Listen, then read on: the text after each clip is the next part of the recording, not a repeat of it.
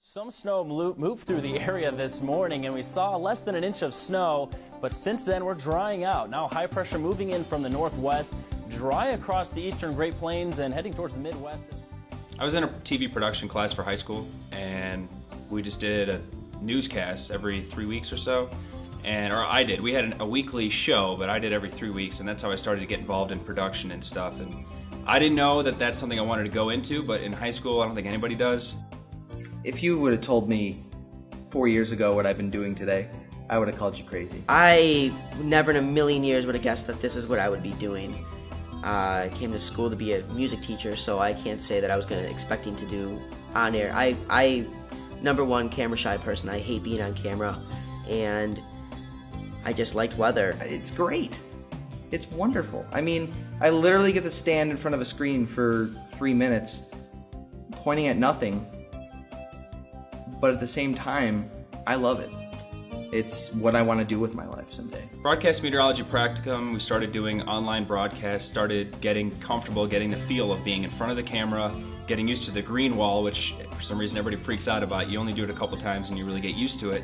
But it was a very good starting foundation that anybody who wants to go into any type of production or on-air anything, it'll get those jitters out of you, it'll get you used to being on camera and more comfortable talking, and that's what you need to be for the viewers and for the job, no matter what you go into. It's really an all-around good experience, not only just for broadcast meteorology, any other on-air thing, and just it helps you be more comfortable with talking to people and anywhere you go, no matter what job you do. The green screen, as horrifying as it is when you go and first start doing your forecasts, it's really intimidating. You stand up there and you don't really know what to say because you're not really talking at anything. You're looking at a couple of monitors and you're pointing at something that's not there. I mean, you're standing in front of something. You're, say the green screen's right here, and pointing at something that's not there at all. But I can look on a monitor to the side and it's obviously there. People outside of the studio watching TV can see what I'm pointing at, but I can't.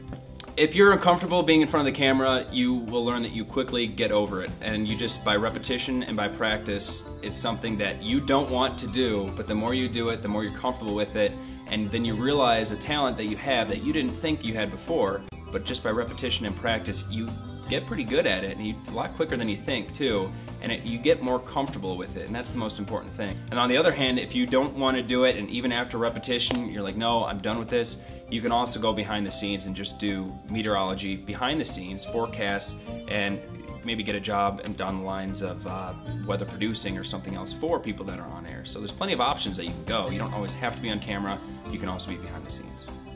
Broadcast Meteorology Practicum ended up helping me transition into actually working on air here at WEIU. In many ways, you end up building and creating your own slides and your weather story by looking at the models and all the data and the forecast discussions and putting it together, but then you actually have a real green wall that you work on and the whole chroma setup with your TVs, and it's a small environment, so it makes you're very comfortable there. It's not as intimidating as the actual studio. If you do a broadcast every day, you're going to be much better off. You won't see yourself getting better, but if you watch yourself from a month ago till now, no matter what phase you're in, if you started broadcasting yesterday, or if you've been broadcasting for 60 years, you will see a difference. It can be intimidating at first just because you don't really know if you're ready, even though you are. You know all the science, you know everything, and it's nerves that mostly end up getting you. What's amazing to me is that there's big broadcast schools out there, big meteorology schools out there, but the hands-on experience here is ridiculous. You can come in here your freshman year, you can be 18 years old and already doing it. There's so many people that if you go to a school, you have to wait till you're junior or senior before you can even touch anything. And here you can come in freshman year and get hands-on work when you're 18. By the time you graduate, you're far above a lot of the people who went to those other schools that don't have half the experience you have. It could have been a very boring, dull class, but he was able to take this and turn it into something that everyone could use and everyone could take something away from that class. And that's what I loved about it. He showed so much care for every student and every concern that they had, that's what really made me enjoy the class more. Typical day, come in here about 4 or 5 hours before the show, start looking at forecast models, getting ideas together what the weather patterns are doing for that particular day or the week, and start piecing everything together how you want the show to go, your weather story. And then once you have your forecast done, you start building graphics and building what you want to use. If there's a special feature you want to use that day, you can incorporate that however you want. And figuring out your weather story, what's important first that you need the viewers to know right off the top of the show. So you're weather producing, and then you're putting together the graphics, and you're also executing it, of course, whenever you actually get on air after you're done with the graphics and forecasting to present it to the audience. Well, you can watch how weather is moving from day to day, and that's the essence of learning, is watching and finding patterns. And once you find that pattern the first time, you keep seeing it happening.